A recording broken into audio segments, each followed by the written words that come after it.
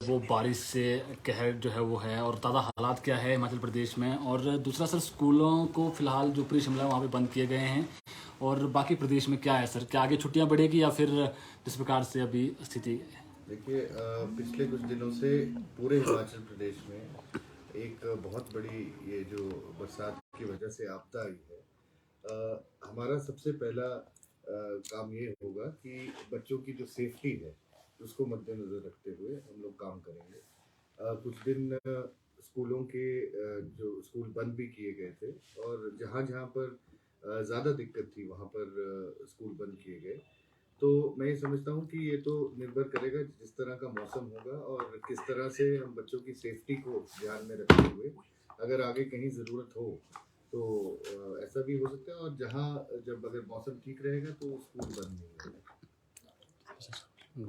Sir, जिस तरह से अगर मानसून की बात की जाए तो अभी भी सक्रिय है और केंद्र से भी सर्वेक्षण के लिए टीमें भी आई और केंद्रीय मंत्री ने भी विजिट किया, लेकिन फ्रूटफुल कुछ रहा नहीं स्टेट के लिए अभी तक। जो है राहत राशि को लेकर जो लगातार मांग की जा रही थी कि कोई राहत राशि मिले या फिर राष्ट्रीय आपदा राज्य घोषित किया जाए, तो क्या लगता है रिपोर्ट के लिए समय लगेगा, लेकिन जो प्रभावित लोग हैं उन्हें किस तरह से राहत मिलेगी?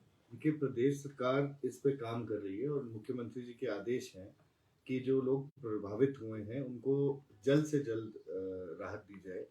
और मैं ये भी कहना चाहूँगा कि सेंट्रल गवर्नमेंट को ये समझना चाहिए कि ये आपदा सिर्फ हिमाचल प्रदेश की नहीं है, ये पूरी देश के ऊपर, क्योंकि हिमाचल प्रदेश एक अभिन्न अंग है भारतवर्ष का। और ये भारतवर्ष की एक आपदा है के ऊपर एक आपदा आई है, तो इस पे जल्द से जल्द मदद करनी चाहिए और ज़्यादा से ज़्यादा राहत के लिए मदद करनी चाहिए।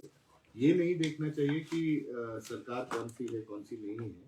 और जहाँ पर जो लोग इससे प्रभावित हुए हैं उनको जल्द से जल्द राहत मिले, इसके लिए हम लोग सेंट्रल गवर्नमेंट से भी मैं आह्वान करता हूँ। और ये भी आपको बताना चाहता हूँ कि प्रदेश सरकार हर संभव मदद उन लोगों की कर रही है। और जिस तरह से सड़कें थी जो कि कई जगह कई कई दिन तक बंद रहती थी अगर कोई और शायद सरकार हुई, इस सरकार के अंदर उनको बहुत जल्दी खोला गया।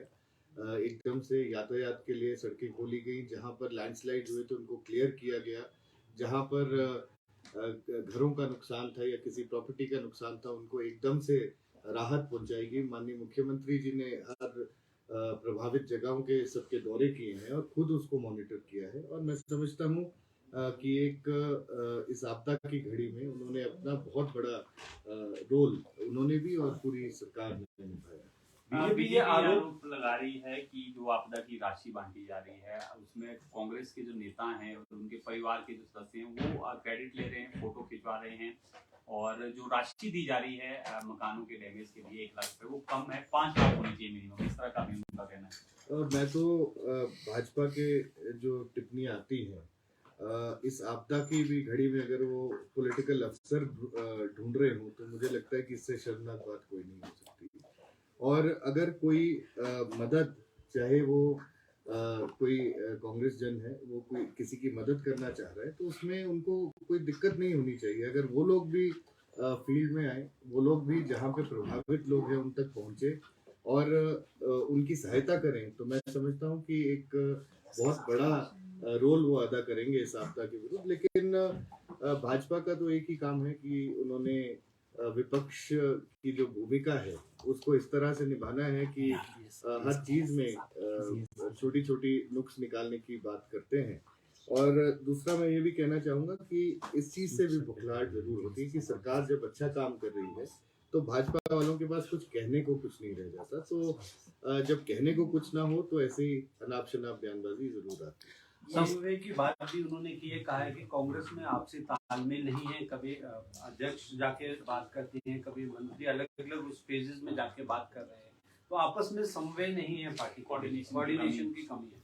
समन्वय की जहाँ तक बात है तो पहले उनको अपने घर में देखना चाहिए। अभी हाल ही में कार्यकारिणी बनी है और ऐसे सुनने में आया है आपके समाचार पत्रों और आपके चैनलों के माध्यम से ये सुनने में आया कि बहुत सारे लोग जो थे वो बहुत डिसअपॉइंट हुए हैं इस कार्यकारिणी से और वो सब दिल्ली की दौड़ में वहाँ दिल्ली तक पहुँच गए थे।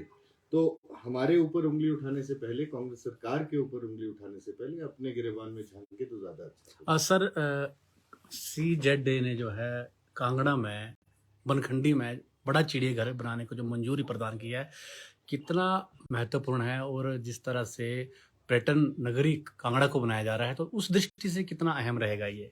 देखिए, इस सरकार में सबसे बड़ी बात ये हुई कि कांगड़ा जिले को पर्यटन की दृष्टि से tourism capital of the state घोषित किया गया है। माननीय मुख्यमंत्री जी ने घोषित किया है, और उसी कड़ी में बनखंडी में एक बहुत बड़ा जू बनने जा रहा है। और जो भी काम हो रहे हैं टूरिज्म को लेकर कांगड़ा जिला में, वो एकदम से, चाहे वो आपका एयरपोर्ट का एक्सटेंशन है उसकी बात है, चाहे आपका जू जैसा आपने कहा उसकी बात है, ये बहुत युद्ध स्तर पर इसके ऊपर काम हो रहा है। और ये जो टूरिज्म कैपिटल जब कांगड़ा बनेगा तो पूरे हिमाचल प्रदेश के जो युवा हैं उनको रोजगार यहाँ पर मिलने वाला है। उस दृष्टि से ये बहुत कुछ होगा, और इस पे डायरेक्ट और इनडायरेक्ट रोजगार लोगों को मिलेगा। इसके लिए मैं माननीय मुख्यमंत्री जी का धन्यवाद करता हूँ। सर, IPH को बहुत नुकसान हुआ है आपदा में, जो प्राकृतिक आपदा आई है। कई जगहों पर अभी भी पानी की जो सुचारू व्यवस्था है वो नहीं हो पाई है। शिमला शहर की मैं अगर बात करूं तो तीसरे चौथे दिन पानी आ रहा है। क्या स्थिति है और कब तक सामान्य होंगे हालात IPH? देखिए, शिमला शहर का जो पानी है वो शहरी विकास विभाग के पास है, और हमारे जो दो बड़े पंप हाउसेस हैं, जिसका एक गुम्मा में है और एक गिरी पे है। गिरी में क्योंकि इतनी ज़्यादा गाद है, इतनी ज़्यादा वहाँ पर आपकी टर्बिडिटी है कि जिसकी वजह से पंप पानी नहीं कर पा रहे हैं। हर रोज़ जब एक दिन थोड़ा मौसम साफ होता है तो उस दिन पानी पूरा आने शुरू हो जाता है, लेकिन जैसे ही कहीं पहाड़ों में कहीं पर बादल फटता है या बारिश तेज हो जाती है, ये तो प्राकृतिक एक मैं समझता हूँ कि प्रकृति पे डिपेंड करता है ये सब कुछ। और फिर भी हम लोग ये कोशिश कर रहे हैं कि यहाँ पर हम लोगों ने सबसे पहली बात यह है कि गंदा पानी नहीं पिलाना है, और लोगों के घरों तक जो पानी पहुंचना है वो साफ सुथरा पानी पहुंचे, उसके लिए हम लोग काम कर रहे हैं। ये बात ठीक है आपकी कि कई जगह पर दूसरे दिन 2 दिन छोड़कर पानी भी आ रहा है। आज की स्थिति ऐसी है, लेकिन ये प्रकृति के ऊपर बहुत डिपेंडेंट है, क्योंकि जो हमारी गिरी का जो पंप हाउस है उसमें से हम लोग मेरे ख्याल सिर्फ उसको 10% से 20% के बीच में आज चला पा रहे हैं, जहाँ पर उसका बहुत महत्वपूर्ण रोल होता है। आज गिरी से पानी हम बहुत ज्यादा नहीं ले पा रहे, क्योंकि उसके अंदर गाद का इशू एक आ रहा है, जो कि टर्बिडिटी बहुत हाई है। टर्बिडिटी हाई होगी तो लोगों को मैला मटेला पानी पहुंचेगा, और वो हम लोग नहीं चाहते। हम लोग चाहते हैं कि साफ सुथरा पानी उनको मिले।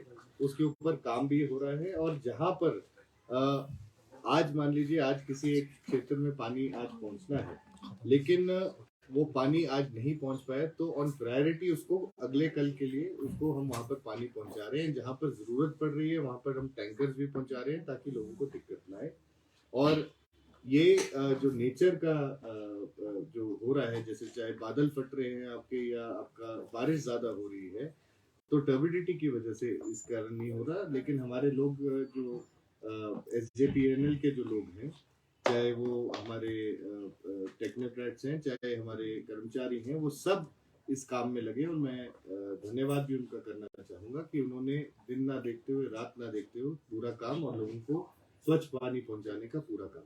सर, ये घाट की दिक्कत जो है हमेशा यहाँ पे रहती है, इसका परमानेंट क्या इलाज होता है? कोई इस बारे में कोई बैठक हुई है, आने वाले समय में इस तरह की कोई दिक्कत ना हो? जी, इस पर बैठक हो चुकी है, और माननीय मुख्यमंत्री जी की अध्यक्षता में ये बैठक हुई, और उन्होंने हम लोगों से और SJPNL से मांगा था कि किस तरह से हम इस घाट की जो प्रॉब्लम आती है, इससे कैसे निपटारा किया जा सकता है। तो एक तो वो है, और प्लस उन्होंने स्टोरेजेस की बात कही थी कि जगह जगह पर और ज़्यादा हम पानी को स्टोर करने की बात करें। तो मैं आपको बताना चाहूँगा, बहुत जल्द हमारे तकरीबन 5 लाख लीटर के करीब का हमारा जो ढली का टैंक है, जो कि टोटल 10 लाख लीटर का है, लेकिन 5 लाख लीटर का उसमें से बहुत जल्द फंक्शनल हो जाएगा। वहाँ पर पानी स्टोर हो जाएगा, और हमें तकरीबन आप ऐसा समझ सकते हैं कि 40 से 45 के आसपास हमें पानी एक दिन में यहाँ पर शिमला शहर में चाहिए होता है। तो आज जो पानी की स्थिति है, आज की जो स्थिति है वो तकरीबन हमारा 33 एमएलडी का पानी आज आया है पिछले कल से। और मैं समझता हूँ कि इसको हमको और ज़्यादा करने के लिए इसको स्टोरेजेस की भी हम बात कर रहे हैं, और आने वाले समय में हम इस पर फोकस कर रहे हैं कि जो हमारे पुराने सोर्सेज हैं, चाहे वो आपका कैचमेंट एरिया का सोर्स है या बाकी जितने भी सोर्सेज हैं, उनको रिवाइव किया जाए ताकि पानी की कमी आगे ना आए। आपका कैचमेंट एरिया का एक टैंक है जो बहुत साल से खराब पड़ा है, उसमें पानी स्टोर नहीं हो पाता है, लेकिन अब उसके ऊपर भी ध्यान दिया जा रहा है और जल्द से जल्द वो तकरीबन 9 एमएलडी का आपका ये टैंक है, तो उसको भी हम जल्द से जल्द बनाने चाहते हैं। सर, शिक्षा विभाग में 6,000 की फीस भरने पर मंजूरी दी गई थी। अब ये स्पष्ट हो चुका है कि मौजूदा वर्तमान कॉन्ट्रैक्ट नियमों के हिसाब से भर्ती होगी, तो कब तक सर ये प्रक्रिया शुरू की जाएगी? बहुत जल्द होने वाली है। और आपको मैं ये भी बताना चाहता हूँ, अभी हाल ही में हमारे जेबीडी से ये चीज़ शुरू हो चुकी है। हमने बहुत सारी भर्तियाँ आपके जो कॉलेज कैडर की है वो हो चुकी हैं। कुछ भर्तियाँ और भी हैं जो कि आपके सामने आने वाली हैं। बहुत जल्द जो हमने कहा है उसको हम पूरा करके देंगे।